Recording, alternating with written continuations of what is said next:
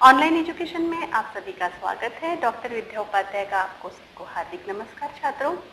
आज हम फणीश्वरनाथ रेणु जी की एक सुंदर कहानी लिखी हुई ठेस इसका अध्ययन करने जा रहे हैं। जी हाँ, फणीश्वरनाथ रेणु 4 मई 1921 को आपने बिहार के अररिया नाम के जिले के हिंगना गांव में जन्म लिया।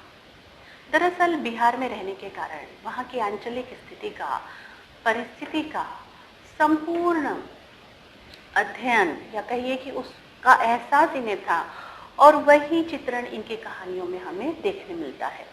मैला आंचल से हम सब भली भांति परिचित है।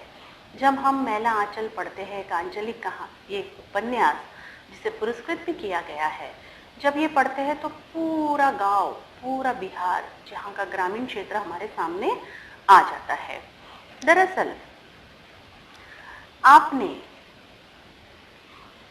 नेपाल में मैट्रिक की, वहाँ के कोइराला शिक्षण संस्था में ये पढ़े और वहाँ के क्रांतिकारी आंदोलन में भी इन्होंने भाग लिया।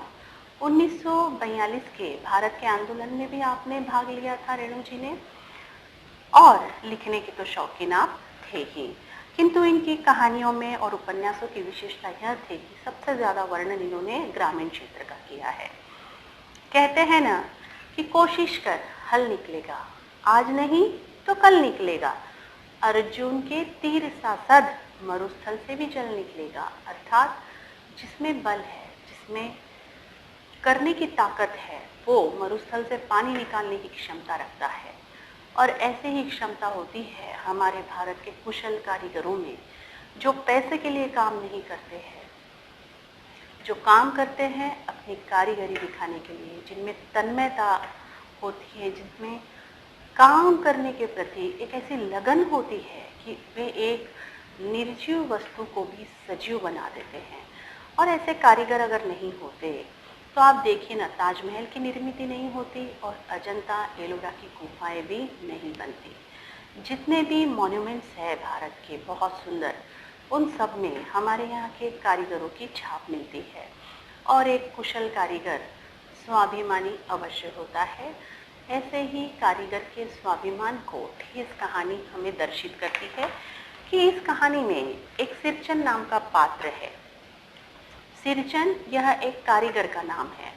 अब आप कहेंगे कि यह कारीगर क्या करता है। दरअसल सिरचन का काम यह है कि उसकी पहले से ही उसके पिताजी है यही कार्य करते हैं, चटाई बनाने का काम करते हैं। चटाई बनाना, शीतल पाटी बनाना, मोथे की जो घास होती है उससे सुंदर चटाइयों की निर्मिति होती है।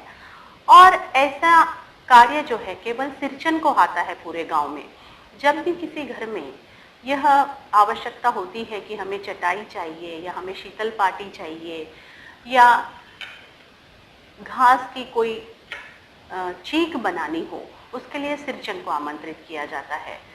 दरअसल आरंभिक पैराग्राफ में, आरंभ के परिच्छेद में यही बताया गया है कि सिरचन को सब बेगार समझते हैं। बेगार का अर्थ है बेकार, कोई काम का नहीं समझते, क्योंकि सिरचन खेत के काम नहीं करता।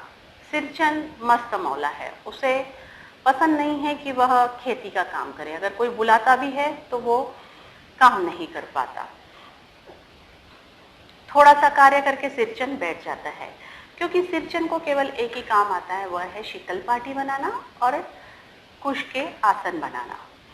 होता यह है कि फणीश्वरनाथ रेणु जी की बहन, जिसका नाम मानू है, मानू का विवाह होता है और पहली बार वह ससुराल से मायके आती है। ससुराल वाले यह कहते हैं कि हमें मानू के साथ पहली बार भेजने के लिए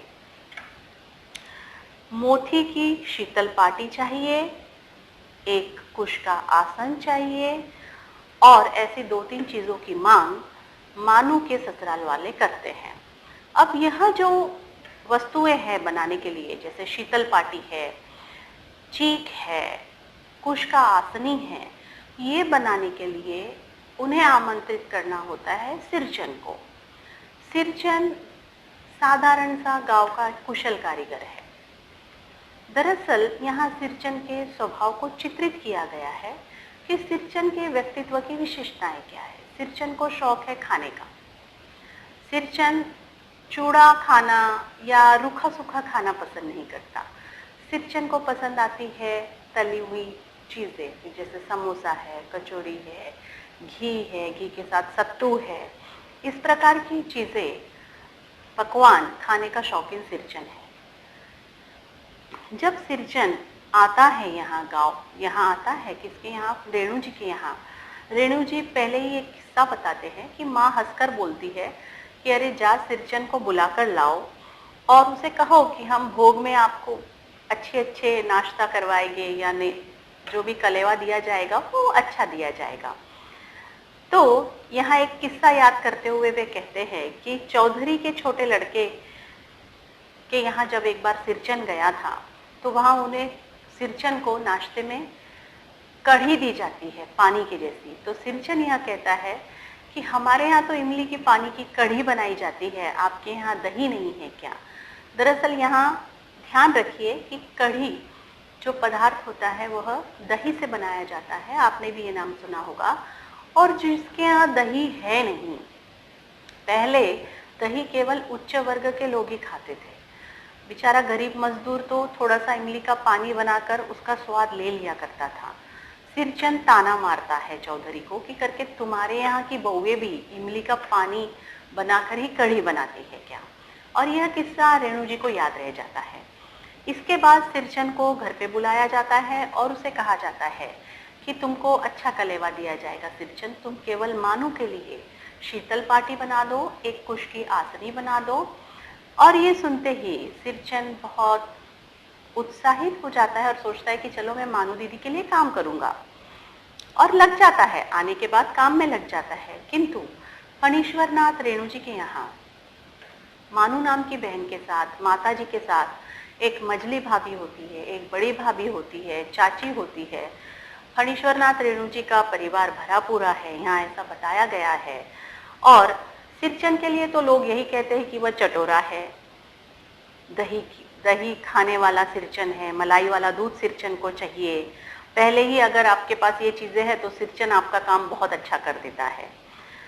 अब ये सिरचन रेणु जी के यहाँ आता है। मोती की घास और पटरे की रंगीन शीतल पाटी, बांस की तीलियों की झिलमिलाती चीख, सतरंगे डोर के मोढ़े, भूसी चुन्नी रखने के लिए मूंज, रस्सी के बड़े बड़े जाले, हलवाओं के लिए ताल के सूखे पत्तों की छतरी टोपी, इस तरह के बहुत सारे काम सिरचन को आते हैं। और यह काम गांव में और कोई नहीं करता, किंतु फिर भी लोग सिरचन को बेगारी समझते हैं और यह चाहते हैं। दरअसल सबकी मानसिकता ये होती है कि एक गरीब काम करने वाला है तो उसे दो चार कपड़े दे दो और उसको खुश कर दो पुराने कपड़े देकर। किंतु सिरचन बहुत स्वाभिमानी है। जब मजली भाभी सिरचन को ताना मारती है कि करके तुम्हें एक मोहर छाप की धोती दी जाएगी और रेशमी कुर्ता दे दिया जाएगा, सिरचन को ठेस लगती है। सिरचन को अपनी पत्नी की याद आती है काम करते हुए कि ये मजली भाभी मुझे ताना क्यों मार रही है, और उसे यह लगता है कि जो चीज़ की मुझे आवश्यकता नहीं है, मैं तो एक गरीब मजदूर हूँ, मैं रेशमी कुर्ता पहन के क्या करूँगा। वह कुछ बोलता नहीं है, अपने काम में लग जाता है। दरअसल यहाँ सिरचन अपने काम में लग तो जाता है, बहुत ही तन्मयता से वह काम करता है, और जब वह काम में व्यस्त होता है तो उसे मजली भाभी की ऐसी ताने वाली बातें जब सुनाई देती है तो बुरा लगता है। और वह मजली भाभी को भी कहता है कि मजली भाभी, मैं रेशमी कुर्ता देने पर या छाप वाली धोती देने पर भी ऐसी चीजें नहीं बनाता। मैं यह काम मानू दीदी के लिए कर रहा हूँ, क्योंकि मैं मानू को भी एक बहन समझता हूँ, मेरी छोटी बहन। और तब मजली भाभी को बुरा लगता है और वह चली जाती है। बाद में मजली भाभी को गुस्सा आता है और कलेवे के रूप में, कलेवा यानी नाश्ता, सिरचन को गुड़ की ढेली यानी गुड़ का टुकड़ा और सूखा चूड़ा मुरमुरे का देती है। और सिरचन को तो ये खाने का शौक है ही नहीं। सिरचन तो शौकीन है मलाई वाले दूध पीने का, हलवा खाने का, और बढ़िया नाश्ता करने का शौक सिरचन को होता है। सिरचन जब यह देखता है तो 2 फांकी चूड़े की लगा लेता है और गुड़ रहने देता है। रेणु जी की माँ आती है और कहती है कि अरे ऐसा किसने दिया सिरचन तुम्हें? तो सिरचन कहता है कि आपकी बहुरिया ने दिया है। और यहाँ बहुरिया को भी बुरा लगता है। जब बहुरिया को रेणु जी की माता जी कहती है कि जाकर उसे बूंदी के लड्डू दे दो या बूंदिया दे दो, तो वो इतनी सी बूंदिया लेके सिरचन को देती है। सिरचन का बार बार अपमान किया जाता है और सिरचन को बहुत बुरा लगता है। अब यहाँ होता यह है कि मजली भाभी को सिरचन भी ताने मारता है, मजली भाभी और सिरचन की बनती नहीं है और सिरचन जो है, फणीश्वरनाथ रेणु जी जो है उनकी माता जी कहती है कि मजली भाभी को सिरचन तुम कुछ मत कहो, वो मेरी लाड़ की बहू है, बदकुट्टी मत करो। बदकुट्टी का अर्थ है कि आपस में वाद विवाद करना।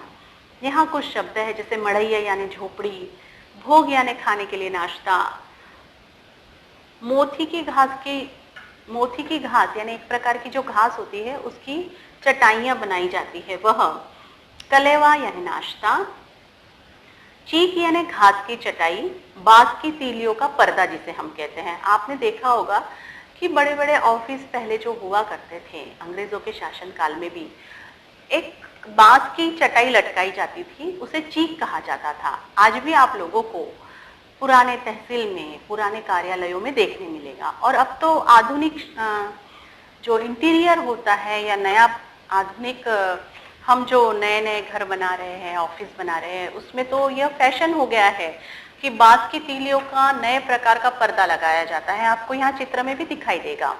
अब होता यह है कि मजली भाभी के साथ सिरचन की बहस होती है और सिरचन को बुरा लगता है। सिरचन गुस्सा होकर घर चला जाता है। हालांकि मानू पास में बैठकर सिरचन को पान खिलाती है और कहती है कि दादा आप नाराज मत रहो। सिरचन अपना जर्दा निकाल कर खाता है तो फिर से चाची कहती है कि तुम हमारे घर में जर्दा क्यों खा रहे हो। जर्दे का अर्थ है तंबाकू।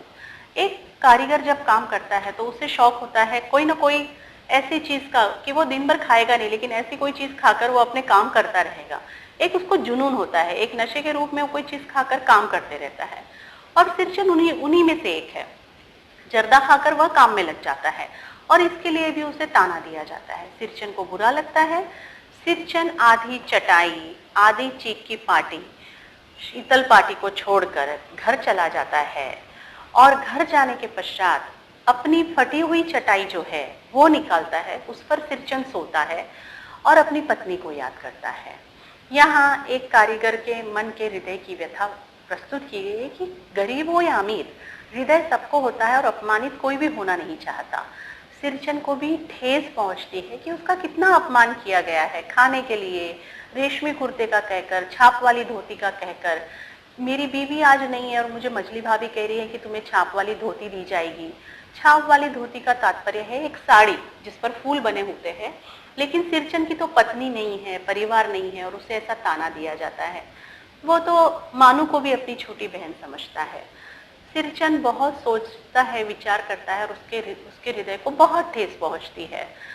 होता यह है कि फणीश्वरनाथ रेणु मानू को लेकर दूसरे दिन निकलने की तैयारी करते हैं, रेलवे स्टेशन जाते हैं और जैसे ही ट्रेन में बैठते हैं तो वे देखते हैं कि सामने से सिरचन आ रहा है और सिरचन के पीठ पर बहुत सारा सामान रखा हुआ है। और इस सामान में क्या क्या होता है देखिए, यह अंतिम परिच्छेद में बताया गया है कि सिरचन गाड़ी आई, सामान चढ़ाकर दरवाजा लेखक बंद ही करने वाले रहते हैं कि सिरचन कहते हैं बबुआ जी क्या है। मैंने खिड़की से गर्दन निकालकर झिड़की के स्वर में कहा। सिरचन ने पीठ पर लदे हुए बोझ को उतारकर मेरी ओर देखा। दौड़ता आया हूं, दरवाजा खोलिए, मानू दीदी कहाँ है। सिरचन दादा, मानू इतना ही कहती है।